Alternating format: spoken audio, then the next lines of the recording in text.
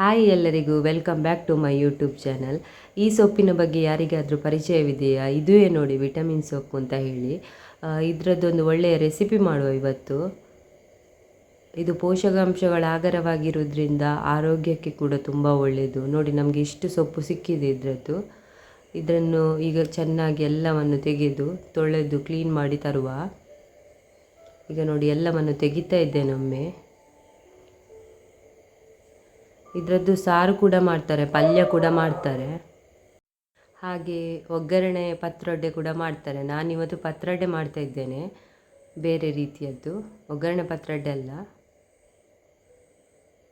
ಈಗ ಎಲ್ಲವನ್ನು ತೆಗೆದು ಒಂದು ಪಾತ್ರೆಗೆ ಹಾಕಬೇಕು. ಈ ಮಕ್ಕಳು ಹೀಗೆ ಕೊಟ್ಟರೆ ತಿನ್ನುವುದಿಲ್ಲ ಇದನ್ನೆಲ್ಲ ಪದಾರ್ಥದಲ್ಲಿ, ಆದರೆ ಬೇರೆ ರೀತಿಯಲ್ಲಿ ನಾವು ಒಂದು ತಿಂಡಿ ಥರ ಮಾಡಿಕೊಟ್ರೆ ಇದನ್ನು ತಿಂತಾರೆ. ಇದು ಒಳ್ಳೆಯದು ಎಲ್ಲರಿಗೂ ಕೂಡ.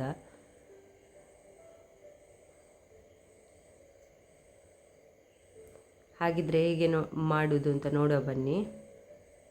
ಮೊದಲಿಗೆ ಕುಚ್ಚಲಕ್ಕಿ ಮತ್ತು ಸ್ವಲ್ಪ ರೇಷನ್ ಅಕ್ಕಿಯನ್ನು ನೆನೆ ಹಾಕಿ ಇದಕ್ಕೆ ಸ್ವಲ್ಪ ಉಪ್ಪು ಹಾಕಿ ಸ್ವಲ್ಪ ಗಟ್ಟಿಯಾಗಿ ರುಬ್ಬಿ ತಂದಿದ್ದೇನೆ ನೋಡಿ. ಇದು ನೀರಾಗಬಾರ್ದು, ಗಟ್ಟಿಯಾಗಬೇಕು. ನಂತರ ತೊಳೆದಿಟ್ಟಂತಹ ವಿಟಮಿನ್ ಸೊಪ್ಪನ್ನು ಇದಕ್ಕೆ ಸೇರಿಸ್ಕೊಳ್ಬೇಕು ಎಲ್ಲವನ್ನು.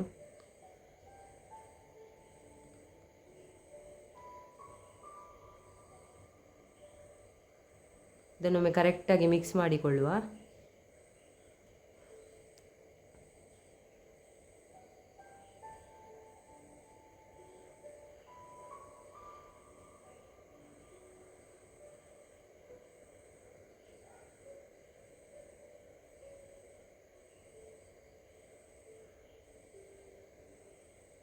ಇದೀಗ ಮಿಕ್ಸ್ ಮಾಡಿ ಎಲ್ಲ ಆಯಿತು. ಇದನ್ನೊಂದು ಉಂಡೆ ಆಕಾರ ಎಲ್ಲ ಮಾಡಿಡುವ. ಮಾಡಿಟ್ಟ ನಂತರ ಇಲ್ಲಿ ನೀರು ಕೂಡ ಬಿಸಿ ಆಯಿತು ನೋಡಿ. ಇನ್ನು ಎಲ್ಲವನ್ನು ಕೂಡ ಬೇಯಲಿಕ್ಕೆ ಇಡ್ತಿದ್ದೇನೆ. ಇದೊಂದು ಅರ್ಧ ಗಂಟೆಗಳ ಕಾಲ ಬೆಂದರೆ ಸಾಕು, ಬೇಗ ಬೇಯ್ತದೆ ಇದು.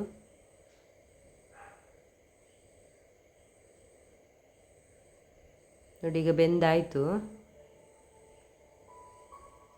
ಕರೆಕ್ಟಾಗಿದೆ. ಈಗ ಇದನ್ನೀಗ ಕಟ್ ಮಾಡಿಕೊಳ್ಳುವ ಎಲ್ಲವನ್ನು ಕೂಡ ಆರಿದ ನಂತರ.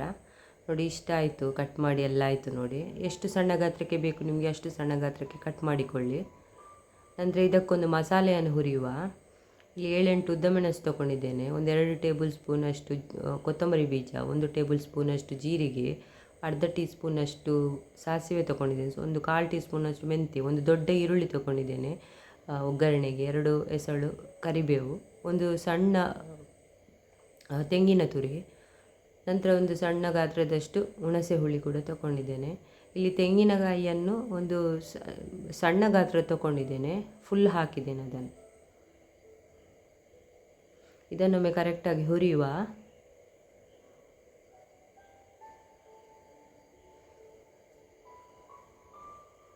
ನಂತರ ನೋಡಿ ಇದನ್ನೆಲ್ಲ ಮಿಕ್ಸರ್ ಜಾರಿಗೆ ಹಾಕಿ ರುಬ್ಬಿ ತರುವ.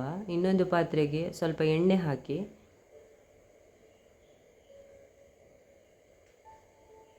ಸ್ವಲ್ಪ ಸಾಸಿವೆ ಮತ್ತು ಕರಿಬೇವನ್ನು ಹಾಕಿ ಮಿಕ್ಸ್ ಮಾಡಬೇಕು ಒಮ್ಮೆ.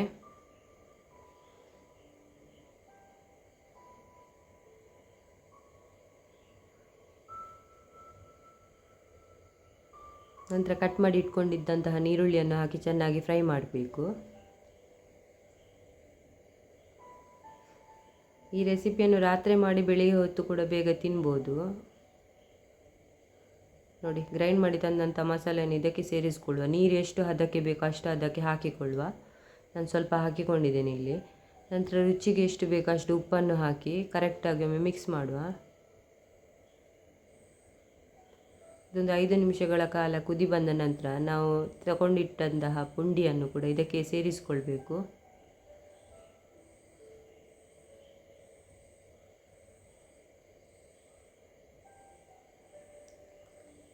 ಇದೀಗ ಗ್ರೇವಿ ಥರ ಬಂದಿದೆ, ಆದರೆ ಅದು ಬೆಳಗ್ಗೆ ಆಗುವಾಗ ಎಳ್ಕೊಳ್ತದೆ, ಒಳ್ಳೆಯದು.